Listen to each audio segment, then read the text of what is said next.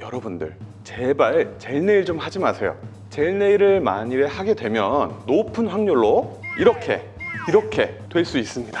방금 제 말은 절대 과장이 아니고요. 제 와이프는 심지어 애들 장난감용으로 파는 토이 젤네일을 붙였다 뗐는데도 이렇게 그만 발톱 무좀에 걸려버렸어요. 아니, 장난감 젤네일로도 발톱 무좀에 걸릴 수가 있다니, 젤네일이 왜 이렇게 위험한가? 피부 작가가 낱낱이 파헤쳐 보겠습니다. 원장님, 근데 이거 무좀 사진 아니에요? 젤네일을 하면 이렇게 된다고요? 무슨 마법과도 같이 젤네일만 붙였다 떼면 누구나 이렇게 발톱이 썩어버리는 건 아닙니다.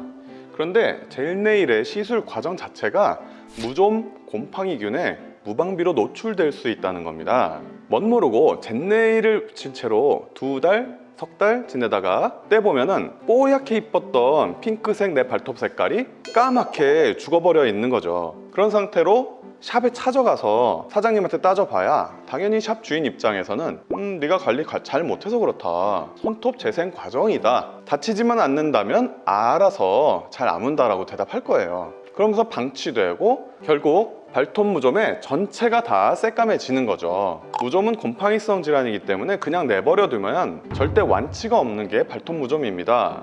시간이 흐르면서 결국 옆에 발톱, 반대편 발에도 퍼지기 십상입니다. 근데 저는 젤네일 할 때 딱히 무좀 생각은 해본 적은 없는데 여름철만 되면 뭐 젤네일 받을지 말지 고민하는 분들이 많으실 것 같아요. 구체적으로 어떤 과정에서 무좀에 걸릴 수 있는 거예요? 우선 젤네일 샵에서 사용하는 도구를 말씀드리려고 해요. 위생적으로 관리한다면서 의료용 자외선 소독기를 구비에다 놓고 거기서 파란 불 나오고 있는 걸 보여주죠. 근데 말이에요, 곰팡이 포자는요, 우주에 있는 광선에서도 살아남는 아주 독한 생물 단위입니다. 자외선 따위에 결코 죽지 않아요. 그런 도구를 이 사람에게 사용하고 저 사람한테 또 사용하는 겁니다. 보여드릴게요. 자, 이런 공업용 드릴 같은 거 갖다 놓죠.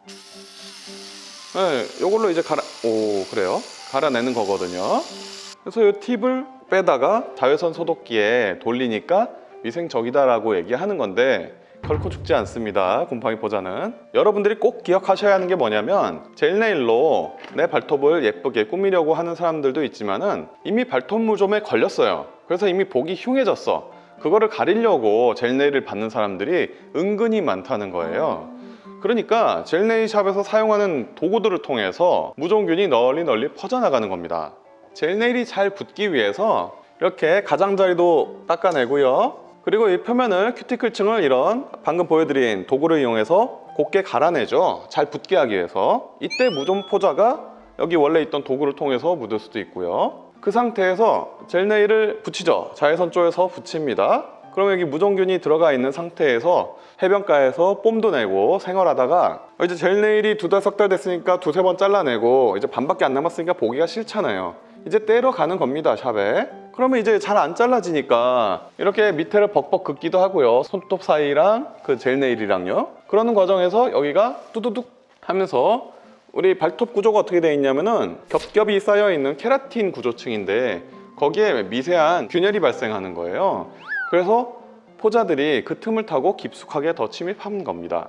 요약적으로 말하면 젤네일을 샵에서 받으시게 되면 갈아내는 과정, 붙이고 2-3달 동안 묵히는 과정, 떼내는 과정, 그래서 무좀에 걸릴 만한 사건이 3번이나 발생하게 된다는 거예요. 그러니까 원체 튼튼한 발톱을 타고나지 않았다면 10중 8구는 발톱 무좀에 걸리는 것이고, 약한 발톱의 소유자는 이렇게 2-3달 만에 새카맣게 변해버리는 것입니다.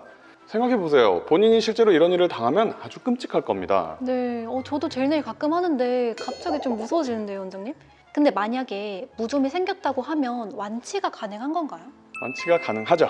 저희 병원은 발톱 무좀을 레이저로 치료 많이 하는 곳입니다. 치료를 10번씩 할 때마다 사진을 찍어 두어서 나중에 치료의 전과 후를 객관적으로 보여드립니다.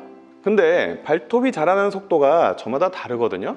어렸을 때는 발톱과 손톱 자라는 속도가 같아요. 뭐 3주마다 잘라야 되잖아요. 네. 근데 나이 들으면 어떻게 되냐면요, 손톱만 그대로 빨리 자라고요, 발톱은 2배 느리게 자랍니다. 게다가 발톱 무좀 걸린 지 오래돼 가지고 두껍고 새카맣고 뭐 그런 사람들은요, 언제 발톱을 잘랐는지 기억나지 않을 정도로 천천히 자라는 분들이 있어요. 그래서 치료에 호전이 없는 경우가 있지만은 그래도 대부분 레이저 치료를 받으시면은 10번마다 나아지는 모습을 볼 수 있습니다. 보통의 경우는 팍팍 좋아지고요. 심지어 제가 경험한 환자분 중에서는 30년 가까이 묵혀두었던 마치 이무기 같던 발톱 무좀도 치료된 것을 알 수 있고요. 근데요, 중요한 건 말이죠, 여러분. 발톱 무좀은 어떻게 치료하는 것인지 아는 게 중요한 게 아니고요. 진짜로 치료할 결심을 하고 병원에 찾아와서 진단을 받고 바르는 악하든 뭐든 치료를 일단 시작하는 게 중요합니다. 오, 진짜 역시 시작이 반인 것 같아요. 혹시 손발톱 무좀이 발생하는 이유가 이 젤네일 말고도 또 있나요? 많죠. 젊은 사람들 경우에는 군 생활하면서 발톱을 다치는 경우가 흔하고 사회 나와서는요, 조기 축구회나 아니면 등산을 하면서 그렇게 되는데 이때 땀을 이미 흘려놓은 신발 속에서 잠복하고 있던 무좀균이 침투하게 됩니다. 여성분들은 직장 생활할 때 뾰족 구두를 신고 근무를 오래 하다 보면 엄지발톱에 압박이 심한데요. 이때 멍이 드는 경우도 많고 그럴 때에도 역시 무좀이 생기기 쉽습니다. 문제는 초기 무좀일 때 무좀은 인식 못하고 그저 계속 두면은 자라나니까 밀려나서 없어지겠지라고 생각하고 그냥 내버려 두기 쉬운데요. 일단 생긴 발톱 무좀은 저절로는 절대 뿌리가 안 뽑혀요. 무좀균이 뿌리까지 계속 거슬러 올라가거든요. 그래도 초기에는 병원에서 약이나 바르는 라카로만으로도 치료가 쉽게 되는데 몇 년간 방치하면서 병을 키우는 게 문제인 거거든요. 일단 가렵거나 아프지 않아요. 그냥 양말 신고 안 보이게만 하면 되니까 버티는 거죠.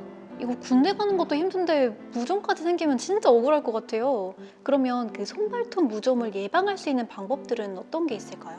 예, 우선 손톱도 피부예요. 피부를 건강하게 우리가 가꾸잖아요. 그런 것처럼 젤네일에서 시술하는 과정 같이 의도적으로 큐티클층을 갈아내거나 없애버리면 안 되고요. 그리고 이제 무좀균이 많이 서식할 수 있는 찜질방 같은 다중이용 시설에 발이 노출되면 안 좋아요.